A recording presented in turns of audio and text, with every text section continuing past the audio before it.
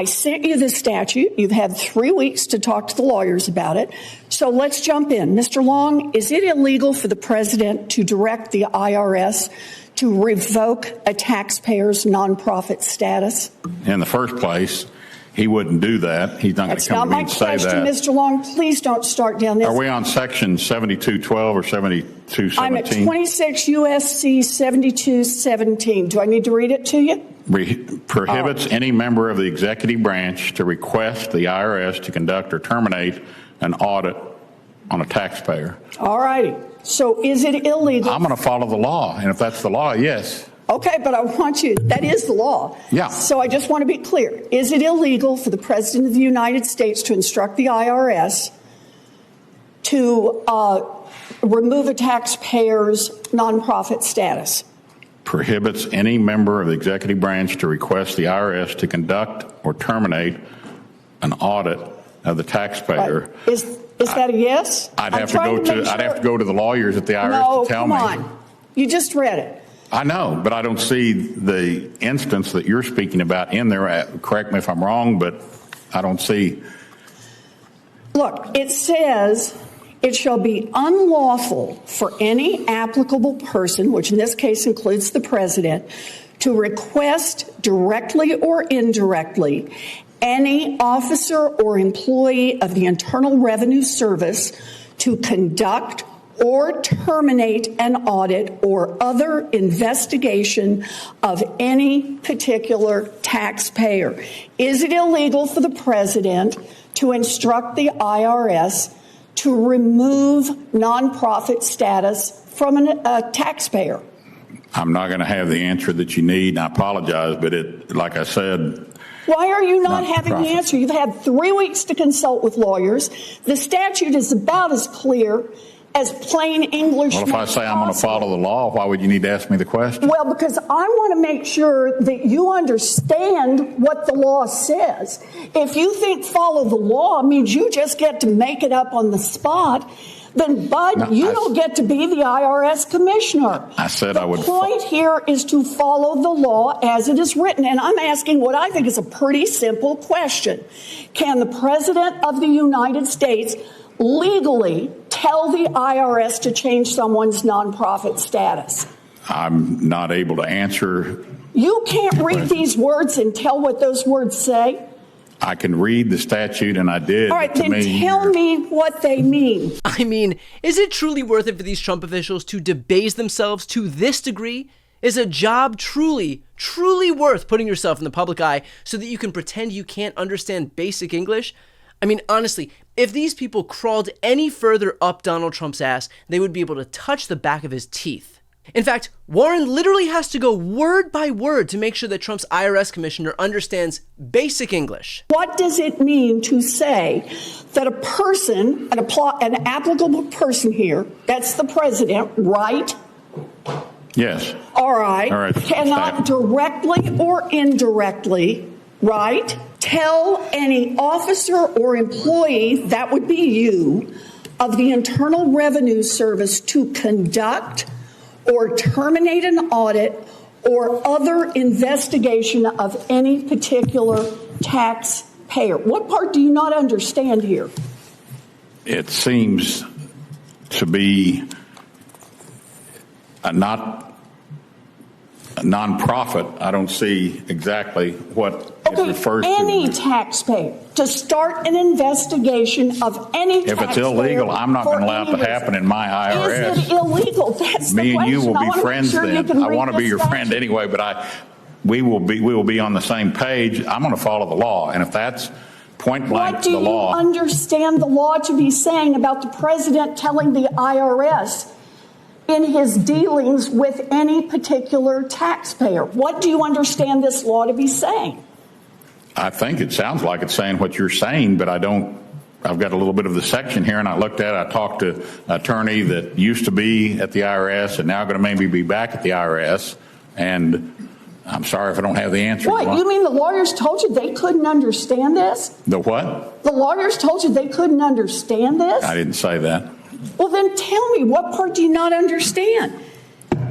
It says no person, and you said that's the president, that includes the president. cannot instruct any officer, that would be you, of the IRS to conduct or to terminate an audit or other investigation for any particular taxpayer. I don't intend to let anybody direct me to start audit for political reasons or any other type of reason. Does that include the President of the United States? That's anyone. Can you say yes, that the President of the United States cannot tell the IRS what to do? I can tell them they're not going to tell me what to do. I can't speak for if there's other agents at the IRS that you're talking about, but I'm telling you what I don't want to have happen in my IRS. You know, Mr. Long, you'd have a lot more credibility if you just say yes. It's clear that the statute makes it illegal for the President to direct the IRS vis-a-vis any particular taxpayer. And the fact that you want to sit there and dance around about this tells me that you shouldn't be within 1,000 miles of the directorship of the IRS. Again, what job is worth sacrificing your dignity like this? Is the pleasure of serving in the White House of the most corrupt president in history truly worth making your mark in the history books as the guy who pretends not to understand what a single line of very easy to understand law says because it's just that clear that Donald Trump intends to violate it? And don't take my word for it that that's what Trump and Republicans intend to do. Buried deep in their 389-page tax proposal, all the way on page 380 is a provision that would give Donald Trump and his Treasury Department unprecedented power to strip nonprofits of their tax-exempt status. And this isn't some minor regulatory change. This is a deliberate attempt to weaponize the tax code against organizations that Donald Trump and Republicans don't like. The provision would allow the Treasury Secretary to revoke the tax-exempt status of any nonprofit deemed a terrorist-supporting organization. Sounds reasonable on its face, right? Except for one massive, glaring problem. There is absolutely no definition of what constitutes supporting terrorism and no due process for organizations to defend themselves. Let me be crystal clear about what this really is. It is a political weapon designed to silence opposition and punish Trump's enemies. This isn't speculation. Trump has already openly threatened to revoke Harvard's tax-exempt status over political disagreements, for example. He's already floated the idea of targeting environmental groups through executive order. This bill would make those threats a reality. This would codify weaponized government. As Diane Yentl, CEO of the National Council of Nonprofits, put it, this would hand unchecked power to administration officials to punish organizations that do not fall in line with the administration's ideology without due process, without a third-party investigation, and without public evidence.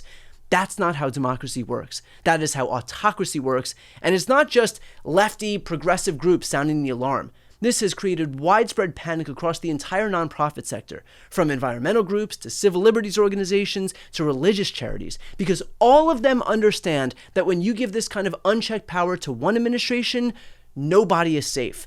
Think about what this would actually mean in practice. If your nonprofit advocates for Palestinian rights, tax-exempt status revoked. If your environmental organization opposes oil drilling, tax-exempt status revoked. If your university allows student protests against policies that Trump supports, tax-exempt status revoked. And losing tax-exempt status isn't just some minor inconvenience. For most nonprofits, it is a death sentence. It would mean that they would have to pay taxes on donations, their donors would lose tax deductions for contributing, and many of these organizations would simply collapse overnight. This is economic warfare against civil society. And let's be honest about why they're doing it. It is revenge, plain and simple.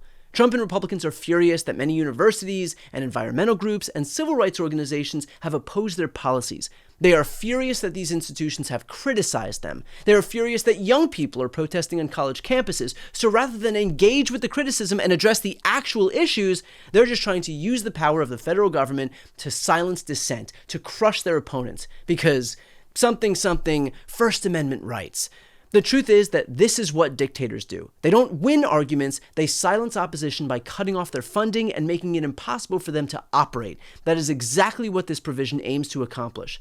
And it's no wonder that Donald Trump is on his way to succeeding with sycophants like this IRS commissioner doing his pathetic bidding. Before you go, if you enjoyed this content and you want to see more and support independent media, please subscribe to this channel. The subscribe button will be right here on the screen.